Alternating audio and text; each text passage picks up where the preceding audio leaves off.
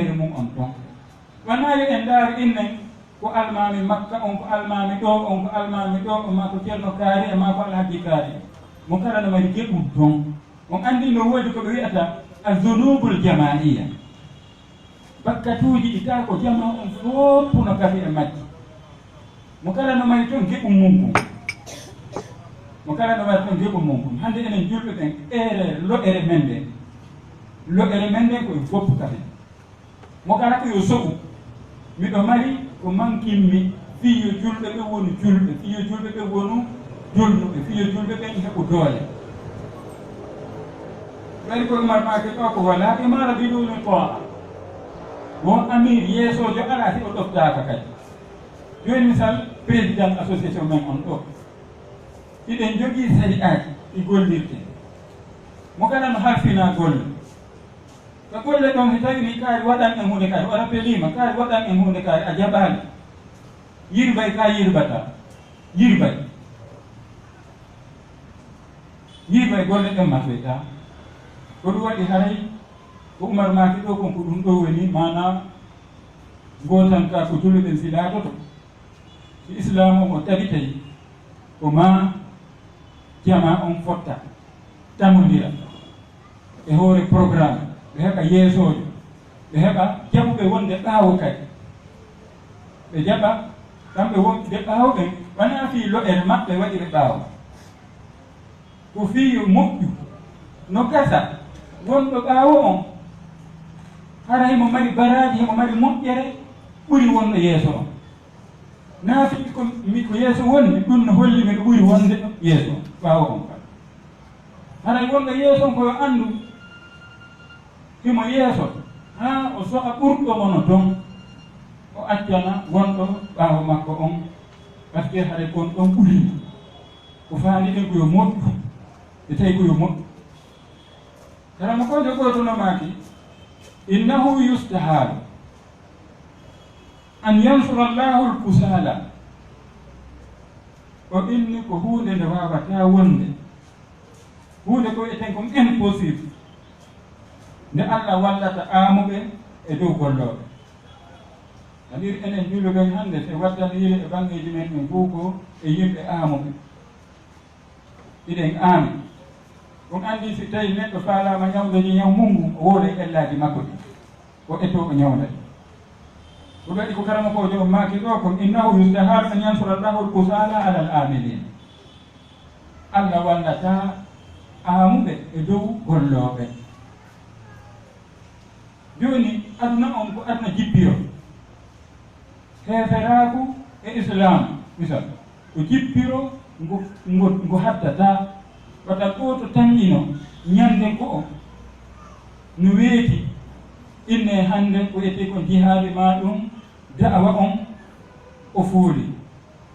ko koyɗol wonɗa ɗum ko waɗi si ɗum lanni haray alaka julɗo on heɓa moƴƴere ka si da'awa lanni heferaku lanni woni aduna on fof jaɓi jebbidike golliri haray ko honto julɗo on heɓata moƴƴere ala ka ko yen andu pellet assira'u bayna alhaqqi walbatil madin ila qiyami saa jippiro hakkude goonga e fenande ko duumoto ɗum ko heddoto ɗum ha dargal ngal daro wata hodu en angal faamugol ayde qur'ana go ko Allah tantana dalika qur'an wala yansuranna allahu man yansuruhu pellet Allah wallay walluɗomo kono nasru ɗon ko darajata ko escalier ji ballal ngal arata escalier ji ballal ngal arata ko Allah daali ko wala yansuranna allahu man yansuruhu Allah wallay walluɗomo si tawi tun e yiɗi victoire on araali hade etoɗen ɗaɓɓiten golle men ɗen est ce que ko Allah won e wallude est ce que ko Allah won en gollanmo est ce que ko diina Allah ka won en gollanmo e tawi ko goonga men ko diina Allah ka won en gollande ballal Allah ngal ngal aray kisam kono noon wela fii ko waɗi ko wiɗen kon jama fi hino gollude no gasa hara woɓɓe no toon yiɓe laɓɓinani Allah kono hara kadi gasano woɓɓe goono toon ɓe laɓɓinana Allah ara ɓe soomi goɗɗum e nder golle ɗen angal koyete ihlasu kon heɓo ɗon si tuukum gootu woni ka golle Allah subahana taala o jaɓata kaake ko ɗum waɗi si woni golle jama ko il faut kamɓe jama wonɓe gollidude ɓen ɓe laaɓodira ɓe laɓɓinana Allah subhanahu wa taala ɓe annda Allah subhanahu wa taala mo woni gollande on ko kanko yoɓata e hoore noon kadi ko kanko daali e hadisul qudsi inna allaha tayyibun la yaqbalu illa tayyiban Allah ko laaɓuɗo o jaɓata sina ko laaɓi e laɓɓinanayi Allah ɓoyi on tuma o jaɓana en golle men ɗen o foolina en e hoore ayɓe diina o foolina en e hoore seytane par ce que julɗo on o andi o waɗi jippirteɗe tati mo kala en manno mari jippirteɗe tati jippirteɗe arano on ko wonkimaki ki wonki ka becce ma ko a jippirowo e makki ko ɗum waɗi karama kojo goto maki o wi aduwukal awwal nafsuka gañoma arano on ko wonkimaki so ki wonki saroto laɓɓinana Allah ko ki wonki cuɗanayma piiji ɗi moƴƴa ɗi puuse waɗugol haa ki bonnane golle maɗe par ce que ki waɗa ma ya gollu fi yiingo fiya a nanane fiya a cooɓe wonkimaki hikka ɗon seytane gari ko a jippirowo e makko ko ya eto foolama ko ɗum Allah daalan en kal Qur'an wondema seytane inna seytan lakum aduwwu mubin ka wo a seytane de ko kañumon ɓaleede nokku ko o daari fattahiduhu aduwan jogitemo ko o gañomo kono jogitorta seytane gañoma koya a woɗɗito kala ko o cuɗanayma e boleeji etoɗa ronka nootademo e ko wonma noddude e mum ko haray a gertite seytane ɗon tuma noon kadi no don gaño goo ɗum ko gaño diina on ɗum ko neɗɗo on ala ko ɓuri ɗen heewde hannde ka hoore leydi ay ɗe diina ɓen ino heewi no woodi woɓɓe ɓen a anndaɓe no woodi woɓɓe ɓen iɗa anndi ɓe joni noon ko honno wawirta jertade ɗiɗo tatinno foolaaɗi e hoorede ko ma foolaaɗi si tawi daɗoya ko Allah subhanahu wa taala haray Allah dandu en wonkiji men ɗin e seytane e ayɓe diina ɓen foolude en joni noon fiyo golle jama ɗum woni toon sartiji ɗi wiyeteɗi surut al amal jama sartiji golle jama fiyo golle jama ribu ko ma ɓen golle ɗe duumo waɗi a fuɗɗata ko hannde ɗum heɓa wendi ɗin hannde ko ma golle ɗen ɗe duumo e mum neɗɗo on neeɓa par ce que on anndi gollal ngol Allah subahana taala na ya gollu ha ina a ronki koya gollu ha si Allah ko e mum ƴettituma yetta Allah si tawi a golli ha a gaynaali kono noon Allah ƴettitima e hoore iɗa jippirande ɗina Allah kam haɗa yettu Allah ko waɗi laawol ngol no woɗɗi wiyete victoire on hakkunde ma an o wonɗo ɗaɓɓude victoire wonɗo ɗaɓɓude succès on laawol ngol ɓattaki ko ɗum waɗi haray neɗɗo on ko yo jokku o jokka ha o jokka wona yo jokku ha o innami ronki diina Allah kanko noon ɓe ndaari sahabaɓe ko ridwanullahi alayhim kamɓe ɓe golluno ha ɓe lutti e mum ka kono est ce que ko ɓe perduɓe o woyi bar ko kamɓe woni malɓe ɗen ɓe accano islamu on heɓude doole ɓe accano islamu heɓude doole ko law kamɓe ɓe sahimbina sen laari wono ɗo mo ɓe safirul islam Mus'ab ibn Umayr ɓen ɗon fof ko lawɓe maayi kono hannde fii maɓɓe no wuuleede fii maɓɓe wuulete ila qiyami saa kono ɗum hollaali kamɓe ɓaaɓe maayi tawi islamu heɓaali doole wonde makko ɓe perduɓe o woy kamɓe heɓi victoire o awa an kadi ɗa jippirande dina Allah kam haray koye a jippiranka e hoore e a lutti e mum alhamdulillah sa luttali e mum Allah waɗi polgal ngal tawima alhamdulillah haray ɗum ɗon fof perdi ala e mum gollangol dina Allah subhanahu wa taala kam ɗum waɗi e yittotade so goto min laaɗo sallallah alih w sallam e maaki kayrul amali adwamuha wa in qalla o ɓuri moƴƴude e golle ko golle duumaɗe e mun ɗen hayso hiɗe fanni no jeeya e sartiji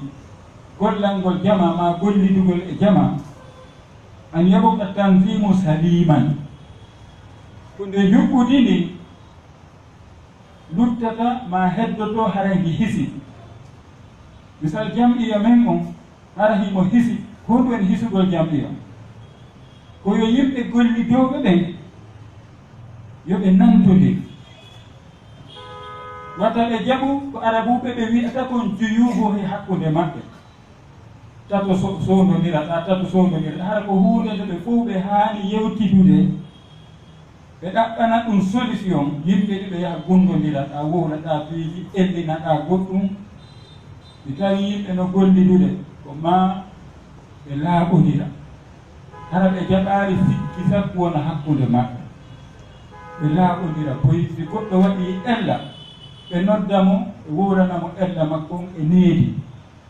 o jaɓa kanko kadi o waɗi ella o yaafino ɓe ndaarano ɓe ñawdira ella on ɗum waɗi ko karama ko ɗum makko ɗon yaɓoɗa tanzimu salima wal jamaa mutamasika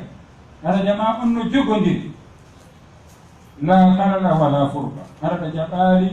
jolkoyi wona hakkude maɓɓe toon fertigal ngal wona hakkude maɓɓe toon fiyo no jeeya e sartiji kadi gollidugol e jama ma gollangol jama nde tawata hiɓe softi kamɓe gollanoɓe jama on hiɓe yiɗi gollangol jama on hara mo kala no faala yo jama on réussisu yoɓe heɓu résultat moƴƴo yo batte yiwo e golle maɓɓe ɗen wata ngaameɗo ar hara ko mo kala adday sabu no jama on wakkillora hikkita ɗum kadi jama on eto muñodira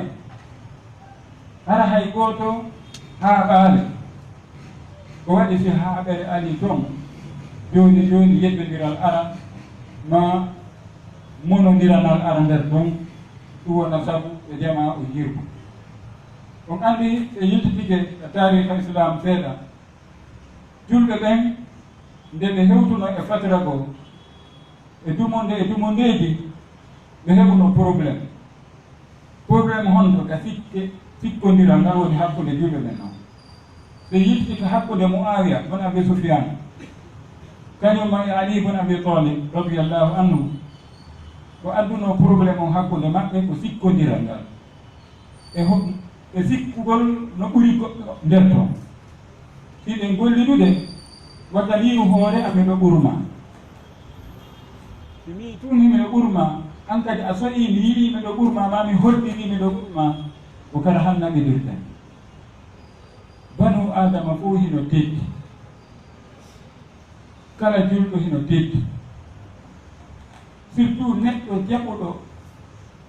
arde tumbodire inna min kadi ko islam on wonmi gollande miɗo faala gollande islam on haray teɓi islam on noon hino yaaji tene islam on hino yaaji mo kala no wawi wadde toon goɗɗum koyo eto ɗum woni goto e men fof koyo eto anda ittiri mum on ko honɗum gaynaymi min kadi ka jama mi golla fii Allah wona fii yo goɗɗo coobande andi no ƴeeƴe ko bonnata golle goɗɗo ɗaɓɓugol cooɓegol ma hay haray ɓuru bone makko e gollande jama andi nelaɗo sallah sallam maaki wondema buge jaare e gite mantoɓe yimɓe ɓen ani neɗɗo mantowo yimɓe ko ɓuri heewde kon ko bonnanowo ɓe golle maɓɓe ɗen waɗi o mantete ɗum a wattana ƴili ɓurtina golle ɗen harab ɗon duwano ka ɓurtinede ma ɗum goɗɗo go kadi fele si tawi na Allah wonɗa waɗande o fele ɗum accita arna ka duwanoɗa accitude andi ɗo jaga mantowo on ko probléme ko poson feɗowo on kadi ko poson ka jama siɗa gollande jama koya reno e ɓeɗo ɗi ɗon noon wata goɗɗo mande ha ɓurtina ka duwanoɗa hawrinde wata goɗɗo kadi fere ha accita golle moƴƴe ɗe wonnoɗa wadde haray an kadi a burni ɓeɗo ɗi ɗon noon koɓe poson ka gollodira ɗum noon haray musidɓe julɓe dina men ka dina islam ika noddi julɓe ɓen yoɓe wallodir yoɓe damodir e hoore kulol Allah subhanahu wa taala ko woni wo ko woni ko taw kulol Allah ngol ko ɗum woni yeeso ɗum waɗi imam Malik rahimahullah e ma kuno ma kana lillahi yabqa kala ko waɗana Allah heddoto woni ko Allah jogitoto ɗiɗen gollude golle tawi ko Allah pellete ko Allah waɗan ɗen ɗe ko fi Allah wonɗe ɗe wonɗen waɗande haray ɗe heɓay doole ɗe heɓay cembe ɗe luttey kadi kono noon si tawi goɗɗum hon naati nder ton en hawtidiri geɓal Allah ngal e geɓal goɗɗo hiɗe wadde fiyo Allah yoɓu en fiyo goɗɗo kadi mantu en marsoyta Allah kanko jaɓata kafidede e fiyakuji makko ɗi fof o jaɓata kafide eto ɗe laɓɓinanen Allah subhanahu wa ta'ala ka moɓodire men ɗaɓɓe yo Allah subhanahu wa ta'ala yoɓu en ko jotti makko ndi woni ko luttata ko jotti makko ndi woni haqiqa on ko jotti makko ndi woni ko hana yanganede sa heɓi Allah hara heɓi ko ɗaɓɓete kon fuu si a perdi Allah hara perdi ko perdete kon fuu kadi ko ɗum waɗi imam Malik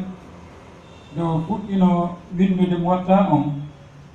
woɓɓe koyno imam Malik a winda e deftere go kadi no winda ɗe golliraka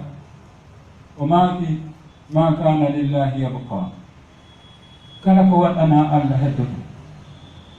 hande no jeeya e defte ɓurɗe hiɗɗude en ka hoore leydi ɗo mo watta imam Malik ɗon waɗi noon ko Allah nde waɗana noon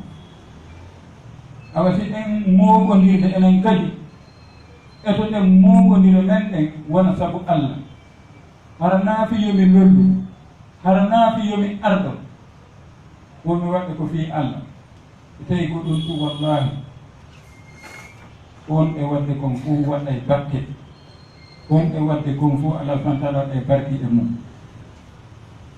haray nelaɗo sallallahu alih wa sallam no andintini en aya qur'ana goto fiyo en andu Allah ko faala e men enen julɓe ɗen koyi en tamodir ko en tamodir e hoore gonga Allah o Allah daari ka qur'an waltakum minkum ummatun yad'una ila alkhayr wa ya'muruna bil ma'ruf wa yanhawna 'anil munkar mi woni e mum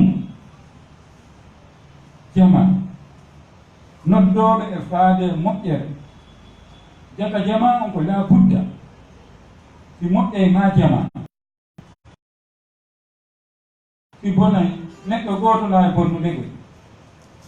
ɗon noon si moƴƴay kam ko ma jama jama on jaɓa wonde jama jama Allah kadi par ce que jamaji ɗin ko noone mi woodi jama aduna mi woodi jama Allah wonɓe jama Allah on ɓen hay hunde wawata sendude e tawi ko tummodirɗen ko saabu Allah seytane wawana en fus gaño wawana en fus haray ɗon koye yimɓe Allah ɓe turi Allah tan dalaroɓe yimɓe makko haray karama ko dogoto maaki ummatul al umma laysat majmu'at afradi mutanafirin ko wiyete mofte kon wona jama sertude mo andi koko wiyete dewal no woodi dewe ɓe tawata gooto no waawi huttude ɗa juula kono dewe goo Allah jagiranta en no ndaren arkanul islam waktuuji ɗin jogi ko jama e neɗɗo ye waɗi ka hajju baytullah o ko jama wona min tu yata hajjande faalaami o ka faalaami o ko hollugol en dewal ngal ɓurgal dewe ɓurɗe hiddude ɗen ko jama ɗe gasata a waɗirtaɗe no faaliraɗa antum no woodi koye dewe ɗe tawata antum hiɗa wawi ɗe wadde naafiloji ɗi ɗum ɗo hiɗa wawi wadde antum kono farillaji ɗin a wattaɗi antum ko hollugol en jama on ko laabudda o farilla o forcé ma wonen jama e tawi e wona yimɓe Allah kono noon hino landi neediiji fiyo e wuro jama no woodi sartiji fiyo e wuro jama Allah gogo on ma tawa ko sabu Allah woni ko tumbidiri hara koye hoore goonga ko waɗi e wawata ɗaynude Allah inne ko e yimɓe Allah harana e yimɓe Allah ma inne ko sabu Allah tumbidiri harana sabu Allah tumbidiri hara maslaha hoye goo no sori nder toon ko koye ɗon sori nder toon koye lanceje masalihu duniya nafoori hoye adna ko e lanceje ɗum noon si ɗe mawɓodire sabu Allah ko ma jaɓen ko Allah wonɓe mawɓodiran en andi hadise goto nabi sallallahu alaihi wasallam maaki almuminu lilmumini kalbunyan yashuddu ba'duhu ba'da haray gomɗinɗo on no haani kono noon haray koye en eto tumbitemɓe ɓannitemɓe eto ɗen anden ko honɗum waɗi fihiɓe serindaade haray ɗum ɗon ko rôle jama on fof waɗi mo kala no hana andede ko honɗum woni ɗum muusude ko honɗum addi o serino sen andi ɗum eto ɗen walle mo arta ka jama hara en jaɓaali o wona geɗal seytane par ce que ɗen andi hadise nelaɗo sallallah alih w sallam on koɓe maati innama yaakulu dhi'bu min alganami alqasiya ka ande ko bonoji ɗi ñamata ko dammol serindigol ngol ɗinnama ɗo dammol serindigol ngol ko neɗɗo koye woni ko fanda ɗi neɗɗo serindike tum seytane foolay mo jooni o wona geɓal seytane si tawi kadi musidɗo men falji o waɗi ella wona yen hawkumo ko yon eto hettenmo andi si en accitimo haray e walli seytane e hoore makko ka haray e walli seytane e hoore makko e walli seytane dujugol mo raɗɗomo o liyeede e wallude seytane raɗagol mo pottinamo koye wallumo o arta ka jama o ɗum waɗi hadise on kan alah sallam maaki la takunu awnan li cheytane ala akhikum wato wonu walloɓe seytane e hoore musidɗo mon o bal kunu awnan li akhikum ala cheytan wone wallo musidɗo mon on e hoore seytane waɗi si goɗɗo faljande wotere eto ɗen ɓannitenmo haa kanko tigi o jaɓa o falji o tuuba o rutto o yaafino hara wona ye wonu raɗotooɓe wonen mooɓooɓe wata gooto e men kadi waɗu ko hakkille mum heno ɓuri fof wata hay gooto waɗu ko hakkille mum heno ɓuri fof sa waɗi ɗum haray a falji ko jannguɗaa o ko faamuɗaa o hino e jama on ɗon faljitooɓe ma hino e jama on ɗon wattooɓe ma e feere ɗum ɗon ko telen makka tumbodire men ko mojobere men jamanu tumbodirde haray haqqillaaji ɗin fof no toon so yilti ka sira nala sallah sallam nde ɓe seenino madina ko honɗum ɓe adino wadde ko hawtindirgol julɓe ɗum ko siɗɗindirgol hakkude muhajirina e ansar ɗum ɓe mahi juulire ɗen ka tumbodirte ɗon. ɗum ɗo fof ko holli en ko islamu on e jama on, ko jama o woni islamu on, ko islamu o woni jama on. so islamu o martay ma jama heɓo, jama jokkuɓe programme islamu o. haray nden hani fellidirde ɗum kadi piiji ɗiɗi wona moɗɗodirte ni. islam wona julɗo on de, islam wona julɗo on. islam ko programme Allah subhanahu wa ta'ala. islam ko programme Allah subhanahu wa ta'ala timmuɗo laaɓuɗo. julɗo on noon ko honɗum, wona julɗo woni islam. julɗo on heno falta, seytane heno foolamo, aduna heno foolamo, wonki heno foolamo. ko ɗum waɗi si karamakojo on falti waɗi ɗella, wona yen jogitorno islamu, wona kanko woni islamu. neɗɗo ko jangi o timma, o wawata wonde o faljaali. karamakojo on na o ma'asum, ko annabaɓe ɓen tum woni faljata. ko waɗi siɗen jangude karama ko men waɗi ɗella, jaɓanne mo o waɗi ɗella, kanko kadi o jaɓa waɗi ɗella, on noon ko o neɗɗo. ɗum noon na hujja kadi o waɗu ellaji googu kanko karama ko ɗon. kono noon so waɗi ella koyen jaɓu ko o neɗɗo waɗowo ella, mo seytane foolata, mo wonki foolata, mo aduna foolata. hade en ñaawirali mo islamu, so ñaawirimo islamu on tum en falde. ɓenni ko kanko woni islamu, ko islamu woni mo kanko haɗa en falde. par ce que islamu on ko programme Allah timmoɗo laaɓo. neɗɗo on noon ko faljo. ko ɗum waɗi so yiddike ko nelaɗo sallah sallam, nde nelaɗo feƴƴinno yoga e sahabaɓe arno dari, ɓe wi honɗum wondema won Umar ibn Khattab radiyallahu anhu. woni kala wiɗo Muhammadu maayi no warayno, pour makko nelaɗo maayata. ƴetti kafa o dari, kala wiɗo Muhammadu maayi no warayno. Aboubacry Siddiq radiyallahu anhu ari laari tawi nelaɗo timmi, o jangi Qur'an, man kana ya'budu Muhammadan, o jangi o yewti khutba makko akon, o yewti khutba makko wi man kana ya'budu Muhammadan fa inna Muhammadan qad mat, wa man kana ya'budu Allah fa inna Allah hayyun la yamut.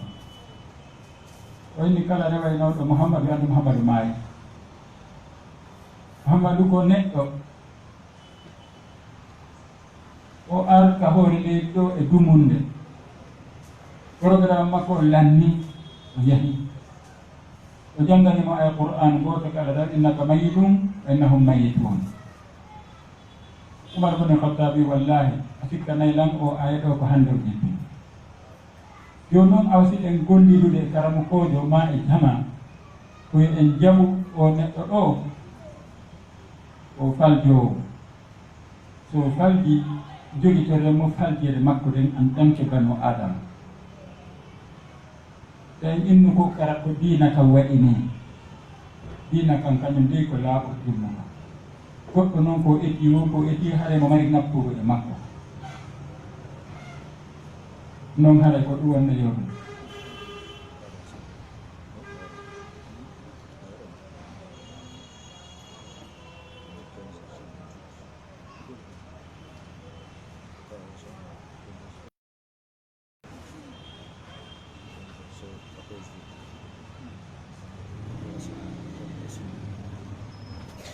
ok,